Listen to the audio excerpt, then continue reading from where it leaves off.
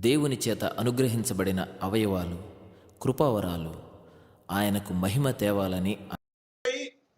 క్రీస్తునందు ప్రియమైనటువంటి వారలారా, పాపము పాపము అని ఒక మాట క్రైస్తవ్యంలో ఎక్కువగా వినపడుతుంది. పాపము ఏ రీతిగా మనుష్యుల్ని దేవుని సన్నిధికి వెళ్లకుండా చేస్తుంది. పాపం అనేది దేవునికి విరోధమైనది. పాపము ఒక మనుష్యుడు ఉండవలసిన స్థితికి విరోధమైనది. పాపము అపవాదికి సంబంధించినది. పాపము అపవాదికి సంబంధించినది అనగా సాతానుడికి సంబంధించినది పాపము. కాబట్టి యాకోబు భక్తుడు ఈ పాపాన్ని గురించి ఒక నిర్వచనాన్ని మనకు తెలియజేస్తున్నాడు. పాపమును గురించి ఒక మాటని మనకు తెలియజేస్తున్నాడు యాకోబు భక్తుడు. ఒక అద్భుతమైన ఆత్మీయ సత్యాన్ని ఆయన మనకు తెలియజేస్తూ వస్తున్నారు. దేవాతి దేవుని యొక్క మహాకృపను బట్టి 1 యోహానులో ఈ సత్యాన్ని పరిశుద్ధాత్మ దేవుడు లిఖించి ఉన్నాడు.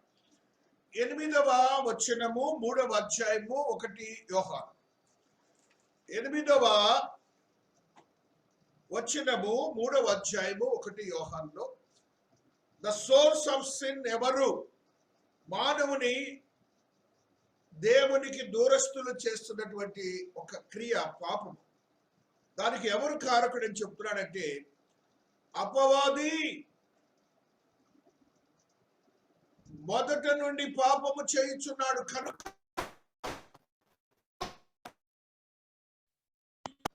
పాపము చేయువాడు అపవాది సంబంధి. పాపము చేయువాడు అపవాది సంబంధి. చూడండి, అక్కడే చంక మంచి మాట చెప్తున్నాడు. అపవాది యొక్క క్రియలను లయపరచుటకి దేవుని కుమారుడు ప్రత్యక్షమాయెను. అపవాది క్రియలను ప్రత్యక్షం దేవాది దేవుడు లయపరచుటకు ఆయన మనకి యేసుక్రీస్తు ప్రభుల వారి దేవుడిగా వచ్చారు. మనం అందుకనే ఆయనను దేవునిగా కలిగి ఉన్నాం. ఆయన లయపరుస్తున్నాడు కాబట్టి ఆయన యొక్క జ్ఞానానుసారము ఆయన మనోగతాన్ని బట్టి మాత్రమే మనము జీవించాలి. అనగా పాపమునకు సోర్స్ ఎవరో తెలుసుకున్నాం, మూలం ఎవరో తెలుసుకున్నాం. పాపమునకు మూలం ఎవరో మనం తెలుసుకున్నాం. అదే రీతిగా పాపము ఏ రీతిగా మనుషుల క్రియలను మారుస్తుందో తెలుసుకున్నాం. దేవునికి ఆ పాపమునకు సంబంధించిన అధికారిని ఆయన లయపరచడానికి భూలోకానికి వచ్చారని వాక్యం కూడా సెలవిస్తున్నది. కాబట్టి పాపం అనేది మనకు సంబంధించినది కాదు. ఎవరైతే యేసుక్రీస్తు ప్రభుల వారిని లోకరక్షకుడిగా అంగీకరిస్తారో, కారణం ఏంటి? ఆయన పాపమునకు కారకుడైన ఆ సాతానుని బంధించడానికి, ఓడించడానికి అపవాదిని ఆయన వచ్చారు. ఆయన జయించడానికి వచ్చారు, మరణమునకు గురి చేయడానికి వచ్చారు. అందుకని మనం ఏం చేస్తున్నామంటే పాపము వద్దు అనుకొని ఆయనను రక్షకుడిగా అంగీకరించి ఆయన యొక్క వాక్యానుసారం జీవిస్తున్నాం. ఫండమెంటల్ అది. ఒక విశ్వాసి గ్రహించవలసినటువంటి మాటలు ఇవన్నీ కూడా. ఒక విశ్వాసి తెలుసుకోవలసింది ఏంటంటే మనకి ఈ లోకంలో జీవించడానికి పాపము ఎంతగానో విరుద్ధమైనదిగా ఉంటుంది. కాబట్టి మనం జాగ్రత్తగా వహించి దేవుని యొక్క మహోన్నతమైన మహాకృపను పొందాలని పరిశుద్ధాత్మ దేవుడు తెలియజేస్తున్నాడు. కాబట్టి క్రీస్తునందు ప్రియమైనటువంటి వారులారా, ఆ యొక్క పాపముని గురించి అవనస్తులారా ఒక మాటని మీకు గుర్తు చేస్తాను. 8 ways to get rid of sin. ఆ పాపము నుంచి మనం జీవితంలో నుంచి మన ఏ స్థితిలో నుంచి అయినా కూడా వదులుకోవాలంటే, తోసివేయాలంటే, దాని నుంచి బయటికి రావాలి అంటే 8 మార్గాలు ఉన్నాయి. ఈ దినాన యవనస్తులైన మీతో పరిశుద్ధాత్మ దేవుడు మాట్లాడుతూ వస్తున్నాడు. 1 రాజుల గ్రంథము 8వ అధ్యాయము 33వ వచనము, అక్కడ మీరు ఒకసారి అట్లా తీసి పెట్టండి. 1 రాజుల గ్రంథము 8వ అధ్యాయము 33వ వచనం. 8 ways to get rid of sin. 1, turn again to God. ఒకవేళ దేవునికి విరోధముగా మనం జీవిస్తే తిరిగి ఆయన దగ్గరికి రమ్మంటాడు. 1. రెండోది, confess the name of Jesus, name of God. ఆయన దేవుని యొక్క నామాన్ని నువ్వు కన్ఫెస్ చేస్తూ దేవునితో మాట్లాడాలి. దేవునితో, దేవా నేను పాపం చేశానని చెప్పాలి. టర్న్ అవ్వాలి. 1వది, మొట్టమొదటి నువ్వు చేయాల్సింది టర్న్ అయ్యి, నాన్నతో అమ్మతో స్కూల్ టీచర్స్తో కాదు, నీ స్నేహితులతో కాదు, నీ యాజకుడితో కాదు, నీవు దేవునితో కన్ఫెస్ చేయాలా, దేవునితో మాట్లాడాలి.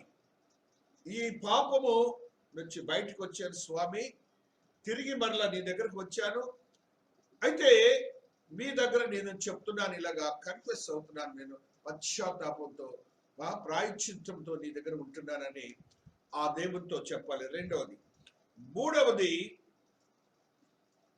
సప్లికేషన్.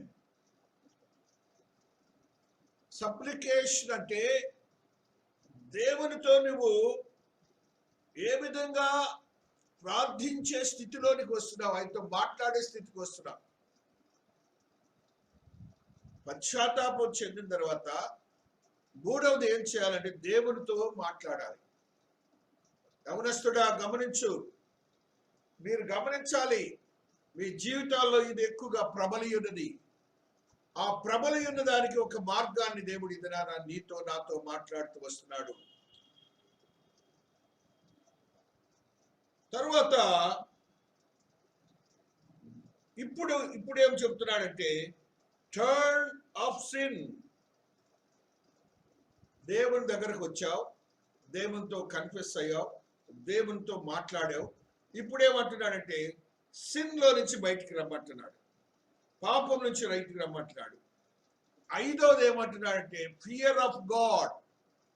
దేవునికి భయపడమంటున్నాడు, దేవునికి భయపడమంటున్నాడు. నువ్వు ఎప్పుడైతే ఆ పాపం నుంచి బయటకు వచ్చావో, ఇప్పుడు నువ్వు జరిగిన యాక్టివిటీస్ అన్ని ఎలాగున్నాయి? మొట్టమొదటిగా ఏ పాపం అయితే చేశావో ఆ పాపం నుంచి బయటకు వచ్చావు. బయటకు వచ్చాక నువ్వేం చేసావు అంటే దేవుని దగ్గర కన్ఫెస్ చేసావు. ఆ కన్ఫెస్ చేశాక దేవునితో మాట్లాడావు. ఆ తర్వాత పాపాన్ని వదిలిపెట్టావు. తర్వాత ఏం చేయమంటాడు? దేవునికి భయపడమంటున్నాడు. ఆ తర్వాత రిపెంట్ అండ్ మేక్ సప్లికేషన్. పశ్చాత్తాపం చెంది తరువాత మళ్ళీ ప్రార్థన చేయమంటున్నాడు దేవునితో. ఆ తర్వాత ఎక్నాలెడ్జ్ సిన్ కమిటెడ్. ఏ పాపం అయితే చేశావో ఆ పాపాన్ని గురించి నేనే చేశాను, అది నాన్న ఎవరితో నేను చేయించబడలేదు. ఏం చేస్తారంటే తల్లిదండ్రులు బిడ్డల గురించి ఏం చెప్తారంటే మావాడు మంచోడండి, స్నేహితులు చెడగొట్టారంట. వీడు కూడా ఏం చెప్తాడు, నా ఫ్రెండ్స్తో వెళ్ళాను, వాడు ఇట్లా చేశారు తాగడానికి, లేకపోతే వేరే చెడ్డ అలవాట్లకి వాళ్ళు నన్ను ప్రలోభ పెట్టారంటాడు. కాదు కాదు కాదు, ఏమనాలంటే దేవుడు వాళ్ళ వల్ల ఏనని అనకూడదు. ఏమనమంటున్నాడు? Acknowledge sin committed. ఎవరు చేశారని అడగలా దేవుడు, నువ్వు కమిట్ అయ్యేవే. ఏ పాపం అయితే చేసావో ఆ పాపమును గురించి దేవునితో కమిట్మెంట్. అప్పుడు నీవు దేవునితో ఏ రీతిగా మాట్లాడుతున్నావో దేవుడు చూస్తాడు. 8వది return to God with all heart, mind and soul. పూర్ణ హృదయంతో పూర్ణ ఆత్మతో ఆయన దగ్గరికి స్థిరపడమంటున్నాడు. కాబట్టి క్రీస్తునందు ప్రియమైన యవనస్తులారా, ఈ 8 రకాలుగా నీవు తిరిగి దేవునితో ప్రత్యేకించబడినటువంటి ఆత్మీయ బిడ్డగా దేవుడు స్థిరపరచడానికి నీకు ఒక మార్గాన్ని చూపించాడు.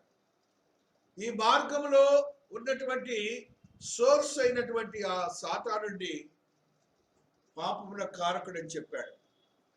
నేను భూమి మీదకి అందుకే వచ్చానని కూడా మనతో మాట్లాడుతున్నాడు.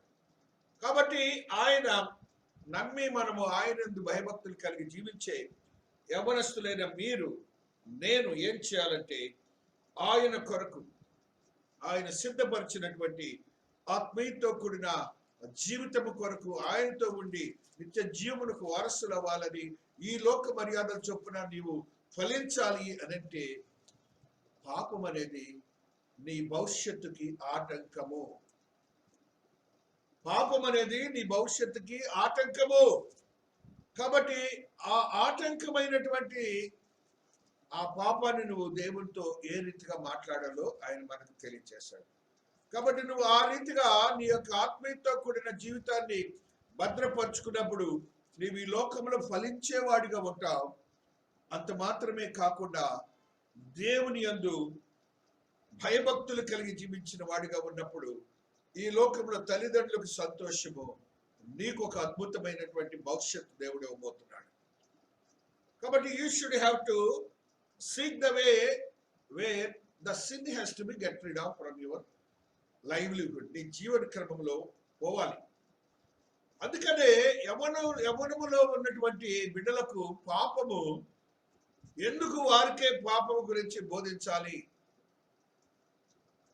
యవన ప్రాయములో యవనేచ్ఛలు సహజం. జాగ్రత్తగా వినండి. యవన ప్రాయములో యవనేచ్ఛలు సహజము.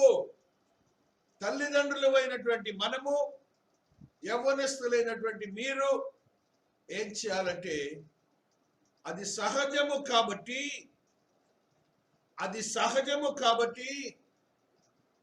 మనము ఏం చేయాలి? యవనస్తులైన వారు తిమోతిలో చెప్తాడు.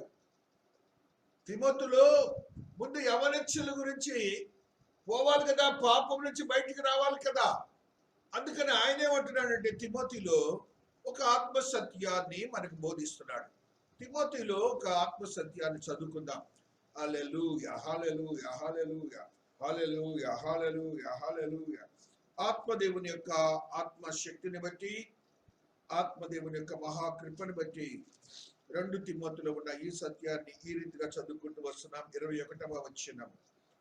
ఎవడైనను వీటిలో చేరక తన్ను తాను పవిత్రపరచుకుని వాడు పరిశుద్ధపరచబడి యజమానుడు వాడుకొనుటకు అర్హమై ప్రతి సత్కార్యములకు సిద్ధపరచబడి ఘనత నిమిత్తమైన పాత్ర అయ్యుండును. నీవు యవ్వనేచ్ఛల నుండి పారిపోమ్ము. యవ్వనేచ్ఛల నుండి పారిపోమ్ము అంటే విడిచిపోమ్మని కింద రాస్తున్నాడు. అదే రీతిగా పవిత్ర హృదయులై ప్రభువునకు ఆ ముందు యవనేచ్ఛల నుంచి పారిపోవటానికి నీకు ఒక సోర్స్ ఏమంటున్నాడంటే, ముందు పారిపోతావు అంటే విడిచిపెడతావు. విడిచిపెట్టిన తర్వాత నేను పర్ఫెక్ట్ అనుకోకూడదు, పర్ఫెక్ట్ అని అనుకోవద్దు. మరలా అవి ఇచ్చలు నీ మీదకి వస్తాయి, వచ్చి నిన్ను మళ్ళీ పాతాళానికి ముంచేస్తాయి. ఆలోచనల్లోనూ, చూపులలోను, క్రియలలోను నిన్ను ఎంతగానో బంధిస్తుంది సాతానుడు. అందుకని ఆయన అంటున్నాడు చూడండి, అక్కడ దేవుడు చెప్తున్న మాట, పారిపోము పవిత్ర హృదయులై. మళ్ళీ అక్కడ ఏమంటున్నాడు? నీ హృదయమును ఆ యొక్క ప్రభువునకు ప్రార్థన చేయి వారితో కూడా నీతిని, విశ్వాసమును, ప్రేమను, సమాధానమును వెంటాడము. ప్రభువునకు ప్రార్థన చేయి వారితో కూడా. ఏదైతే ప్రార్థన చేసే సంఘంలో, దేవాలయములు, మందిరములు ఎవరెవరు ఉంటారు, ఎలాంటి వారు ఉంటారంటే ఆయన అంటున్నాడు, నీతివంతులు ఉంటారు, విశ్వాసులు ఉంటారు, ప్రేమను చూపించేవాళ్ళు, సమాధానం 4 క్యారెక్టర్లు వాళ్ళు ఉంటారు. నువ్వు సంఘానికి రావడానికే బద్ధకం. దేవుడు చెప్తున్నాడు నువ్వు యవనేచ్ఛల్లో ఉన్నట్టే.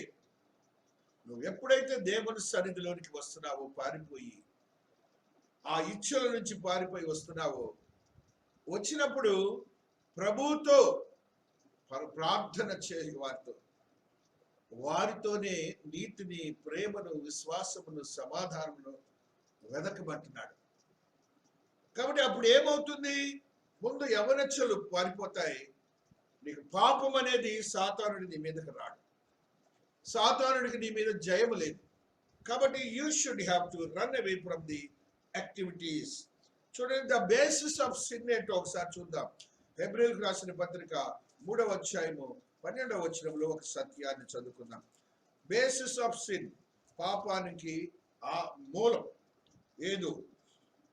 సహోదరులారా, జీవము గల దేవుని విడిచిపోవునట్టి విశ్వాసము లేని దుష్ట హృదయము మీలో ఎవని యందైనను ఒకవేళ ఉండునేమో అని జాగ్రత్తగా చూచుకొనుడి. ఏమంటున్నాడు? దుష్ట హృదయము, విశ్వాసము లేకపోతే ఏమంటాడు? దాన్ని దుష్ట హృదయము అంటే సాతానునికి సంబంధించిన హృదయం. ఆ యేసయ్య యందు కంప్లీట్నెస్, ఫెయిత్ ఉండాలి. అప్పుడు దుష్ట హృదయముగా నీవు దేవుని దృష్టిలో లెక్కించబడవు, పవిత్రమైన హృదయముగా దేవుని దృష్టిలో లెక్కించబడతావు. కాబట్టి నీవేం చేయమంటున్నాడు? పవిత్ర హృదయుడివై ఉండాలి. విశ్వాసము ఉండి పవిత్ర హృదయుడివై దేవునితో ఉండాలని చూసుకోమంటాడు. జాగ్రత్తగా ఉండుడి. మీలో ఎవరైనా ఉన్నారేమో, జాగ్రత్తగా ఉండడని అవనస్తులతో మాట్లాడుతున్నాడు. కాబట్టి క్రీస్తునందు ప్రియమైనటువంటి వారులారా, దేవాతి దేవుడు మాట్లాడుతున్నటువంటి ఈ సత్యాన్ని మనం గ్రహించినప్పుడు, యూదా పత్రికలో 5వ వచనములో ఆత్మదేవుడు ఒక సత్యాన్ని మనకు తెలియజేస్తున్నాడు. ఈ సంగతులను మీరు ముందటనే ఎరిగి ఉన్నను. నేను మీకు జ్ఞాపకము చేయగోర్చున్నదేమనగా, ప్రభు ఐగుప్తులో నుండి ప్రజలను రక్షించినను, వారిలో నమ్మకపోయిన వారిని తరువాత నాశనం చేశాను. ఎగ్జాంపుల్ చూశారు కదా. యవనస్తులారా, దేవుని ప్రార్థన చేశారు, దేవునితో నడిచారు, దేవుని యొక్క అద్భుతాలు చూశారు, దేవుని ఇచ్చినటువంటి ఆహారాన్ని భుజించారు, దేవునికి ముందు వెనుక ఆయన ఉండి వారిని నడిపించుకున్నారు, ఆయన చేసిన అనేకమైన అద్భుతాలను చూశారు. ఏమంటున్నాడు చూడండి, ఈ సంగతులన్నీ మీరు ముందటనే ఎరిగి ఉన్నను. నేను మీకు జ్ఞాపకము చేయుచున్నదేమనగా, ఇవన్నీ మీకు తెలుసు. నాన్నవాళ్ళు చెప్తుంటే తెలుసు, సండే స్కూల్లో చెప్తే తెలుసు, పాస్టర్ గారు చెప్తుంటే వినుంటారు. ఏమని? ప్రభువు ఐగుప్తులోని ప్రజలను రక్షించినను, వారిలో నమ్మకపోయిన వారిని తర్వాత నాశనం చేస్తాను. చూసారా? ఆయన తెప్పించారు, నమ్మలేదు. చూసారా? వారిని ఏం చేశాడు? నాశనం చేశాడు. అనగా పాపంతో నిండి ఉన్నారు కాబట్టి దేవుడు వారిని నాశనం చేయటానికి వెనుకాడలేదు. అర్థమవుతుంది కదా? కాబట్టి పాపము ఆ రీతిగా మనల్ని వెంటాడుతుందని పరిశుద్ధాత్మ దేవుడు మనతో మాట్లాడుతూ వస్తున్నాడు. క్రీస్తునందు ప్రియమైనటువంటి వాళ్ళ బేసిస్ ఆఫ్ సిన్ ఏంటో, మన విశ్వాసాన్ని గురించి నువ్వు భద్రంగా ఉండాలని పరిశుద్ధాత్మ దేవుడు తెలియజేస్తున్నాడు. హెబ్రీయులకు రాసిన పత్రికలోనే మరి ఒక సత్యాన్ని చదువుతాం. 4వ అధ్యాయము 6వ వచనాన్ని చదువుకుంటూ వస్తున్నాం. కాగా ఎవరో కొందరు విశ్రాంతిలో ప్రవేశించుదురని మాట నిశ్చయం కనుకను, ముందు సువార్త వినిన వారు అవిధేయత చేత ప్రవేశింపలేదు కనుకను, అవిధేయత చేత ప్రవేశింపలేదు కనుకను, నేడు మీరు ఆయన మాట వినిన ఎడల మీ హృదయములను కఠినపరచుకునడని వెనుక చెప్పిన ప్రకారం ఇంతకాలమైన తర్వాత దావీదు గ్రంథంలో నేడని ఒక దినమును నిర్ణయించుకున్నాడు.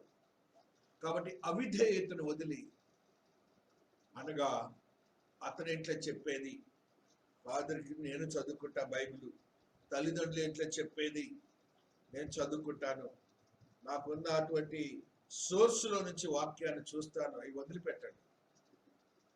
వదిలిపెట్టండి. ఇవే అవిధేయతకు లక్షణాలు.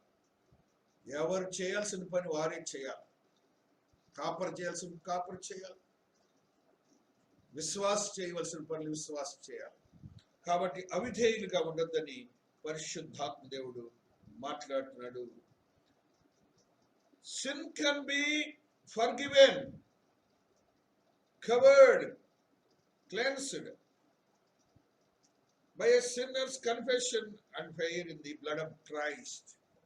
క్రీస్తు వారి రక్తము ద్వారా పాపమును కడిగి వేయవచ్చు, పాపమును కడిగి వేయవచ్చు. ఎఫెసీ పత్రిక 1వ అధ్యాయము 7వ వచనాన్ని చదువుకుందాం. ఎఫెసీ 1:7 ఆత్మదేవుడు ఈ సత్యాన్ని మనకు తెలియజేస్తున్నారు. హల్లెలూయా.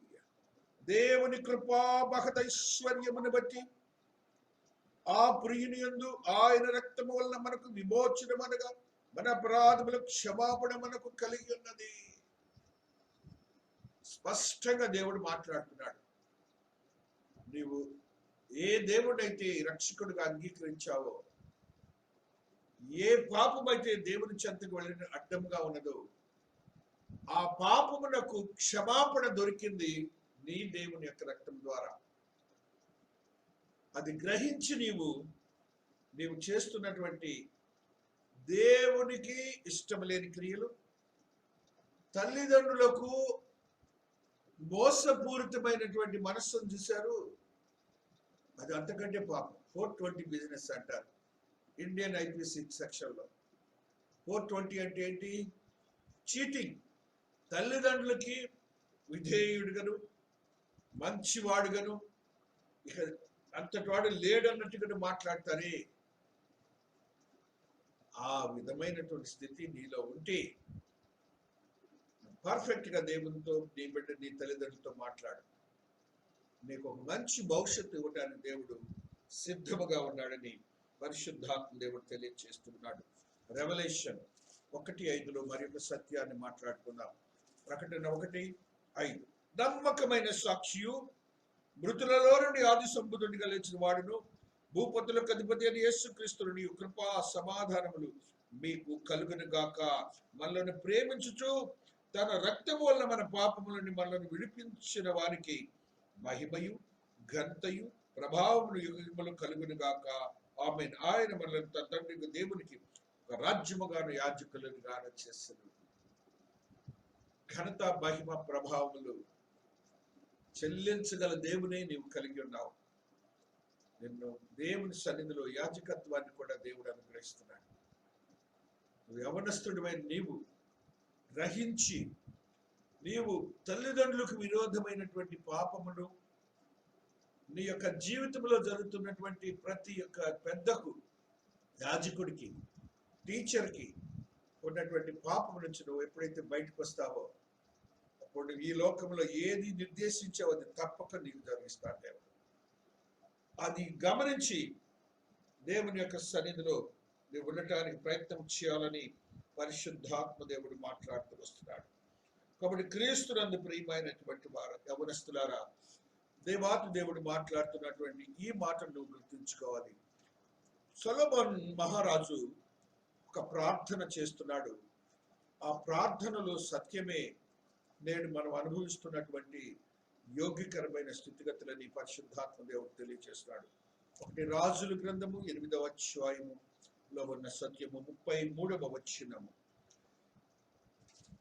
నీవు ఆకాశమందు విని నీ దాసులకు న్యాయము తీర్చి హాని చేసిన వారి తల మీదకు శిక్ష రప్పించి,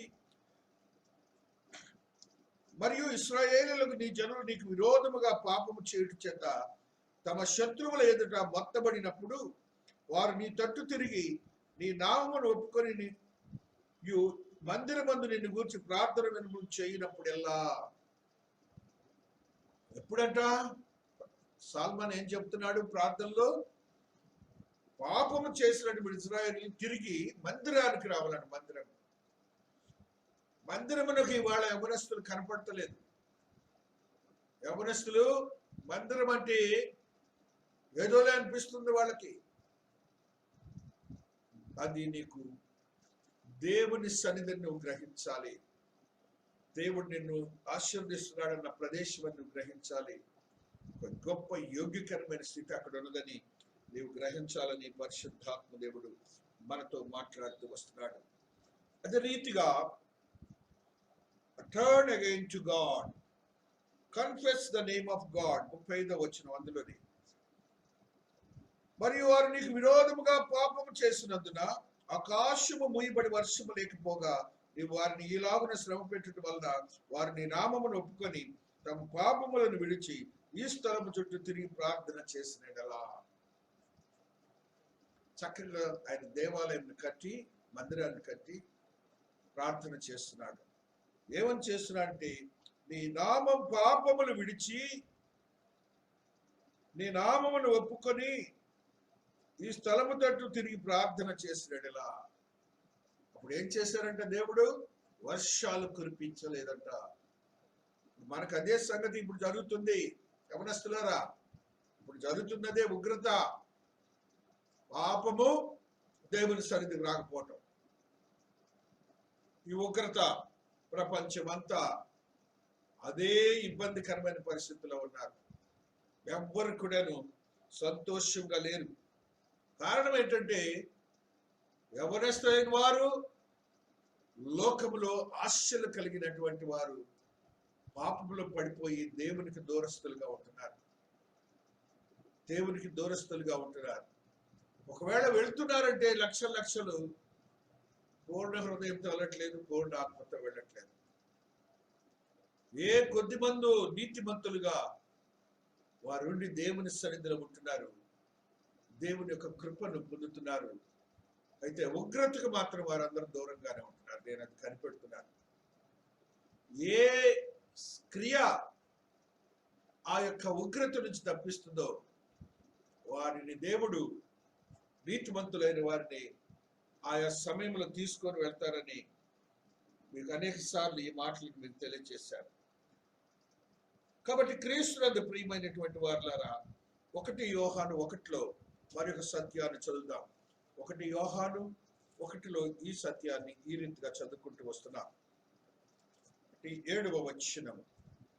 అయితే ఆయన వెలుగులోనున్న ప్రకారము మనమును వెలుగులో నడిచిన మనము అన్యోన్య సహవాసము గల వారమైందము. అప్పుడు మన కుమారుడైన యేసు రక్తము వలన ప్రతి పాపం నుండి మనల్ని పవిత్రులుగా, ప్రతి పాపము నుండి, ఈ పాపమని కాదు, ఆ పాపమని కాదు, ప్రతి పాపము నుండి ఆయన రక్తం వల్ల మనం విమోచించబడతాం. కాబట్టి నువ్వు దేవునికి దూరస్తుడు కాకు, పాపంలో పడిపోవద్దు, అపవాదికి స్నేహితుడిగా ఉండద్దు, అపవాది అధికారంలోనికి వెళ్ళద్దు, దేవుని యొక్క అధికారంలోకి వెళ్ళమని దేవుడు మాట్లాడు. కాబట్టి దేవుని యొక్క ఆత్మీయతలో బలపరచబడిన మనము presumption of sin, presumption of sin, దేవుని మాటలు ఈ రీతిగా 2 పేతురు 2:10లో ఈ మాటను చదువుకుందాం. హల్లెలూయా, హల్లెలూయా. భక్తులను శోధనలోని తప్పించుటకును దుర్నీతి పనులను, ముఖ్యముగా మల్లిమైన దురాశ కలిగి శరీరానుసరము నడుచుకుని ప్రభుత్వము నిరాకరించి శిక్షలో ఉంచబడిన వారు తూర్పు దినము వరకు కావలిలో ఉంచిన ప్రభు సమర్థుడు. వీరు తెగువగల వారును స్వేచ్ఛాపరుల మహాత్ములను దూషింప వెర్వకై ఉన్నారు. ఈ థ్రెటనింగ్ మైండ్ ఎక్కువ యవనస్తులకి. ఏం చేస్తారులే, ఏంట్లే, అది మానుకోండి. దేవుడు మనకు నేర్పిస్తున్నాడు. మీ భవిష్యత్తు గురించి ఈ 8 రకాలైన పాపాల నుంచి మీరు బయటకు రావాలని పరిశుద్ధాత్మ దేవుడు తెలియజేస్తున్నాడు. అదే రీతిగా ఆ ప్రార్థనలోనే సాల్మాన్ ఎలా మాట్లాడుతున్నాడంటే, ఒక శక్తివంతమైన మాటని మనకు తెలియజేస్తున్నాడు. చూడండి, అక్కడే ఫియర్ ఆఫ్ గాడ్ 43వ వచనములో ఈ సత్యము లిఖించబడినది. ఆకాశమును నీ నివాస స్థలమును నీ విని పరదేశులు నిన్ను వేడుకుని దాని ప్రకారం సమస్తము అనుగ్రహించినప్పుడు లోకములోని జనులందును నీ నామమును ఎరిగి ఇశ్రాయేలీల నీ జనుల వల్ల నీ యందు భయభక్తులుగా కలిగి నేను కట్టించిన ఈ మందిరమును నీ పేరు పెట్టబడినదని తెలుసుకొందరు. నీవు ఆ రీతిగా ఉన్నప్పుడు రక్షింపబడిన వారు, అన్యులైన వారు కూడా దేవుని సన్నిధికి వస్తారని వాక్యము సెలవిస్తూ ఉన్నది. ఆ రీతిగా 47వ వచనంలో మరొక సత్యాన్ని చదువుతున్నాను. వారు కొనబోబడిన దేశమందు తాము చేసిన దానిని మనస్సునకు తెచ్చుకొని మేము దుర్మార్గులమై ప్రవర్తించి పాపము చేసినని చెప్పి తమను చెరగా కొనిపోయిన వారి దేశం చింతించి పశ్చాత్తాపడి నీకు విన్నపములు చేసిన ఎడలా, నీ పాపమును గురించి ఈ రీతిగా దేవుని సన్నిధికి వెళ్ళి విన్నపం చేసినప్పుడు అవి కొట్టివేయబడతాయి, తీసివేయబడతాయి, కడిగివేయబడతాయని వాక్యము సెలవిస్తా ఉన్నది. కాబట్టి రోమీయులకు రాసిన పత్రిక 3వ అధ్యాయం 23వ వచనంలో ఒక సత్యాన్ని చదువుకుందాం. రోమన్స్ 3:23. ఔన్నత్యము, short of glory, short of glory, short of glory, దేవుడి మాటలు ఏ భేదము లేదు. అందరూ పాపము చేసి దేవుడు అనుగ్రహించి మహిమను పొందలేకపోతున్నారు. కాబట్టి నమ్మువారు ఆయన కృప చేతనే క్రీస్తు యేసునందు విమోచనం ద్వారా ఉచితముగా నీతిమంతులని తీర్చబడుచున్నారు. ఉచితమైన కృప ఉంది నీకు నాకు. యవనస్తుడా, నీకు ఇంకా మంచి భవిష్యత్తు ఉన్నది. భవిష్యత్తును పాడు చేసుకోవద్దు. ఆ భవిష్యత్తులో నువ్వు స్థిరపరచబడాలి. పాపం నుంచి దూరమవు. దేవుని సన్నిధిలో ఆ యొక్క దేవుని యొక్క మహోన్నతమైన మహాకృపలో భద్రపరచబడలాగునా నీ హృదయంతో, మనస్సుతో, ఆత్మతో దేవుని ఆరాధించు. నీకున్న సమయాన్ని దేవుని కొరకు హెచ్చించు. నీవు చేస్తున్నటువంటి క్రియలు పాపమని నీకు తెలుసు, నీ అంతరాత్మకు తెలుసు. నీవు దేవునితో మాట్లాడు, పశ్చాత్తాపం. ఆయన సన్నిధికి రా, ఆయన మందిరమునకు రా. దేవుడు నిన్ను ఆశీర్వదించబోతున్నాడు. నీకు మంచి భవిష్యత్తు ఇవ్వబోతున్నాడు. నీకును నీ తల్లిదండ్రులకు ఒక అద్భుతమైనటువంటి శక్తివంతమైన స్థితిని అనుగ్రహించబోతున్నారు. దేవుడు ఈ పరిశుద్ధ వాక్యమును దీవించి ఆశీర్వదించును గాక. ఆమేన్, ఆమేన్, ఆమేన్.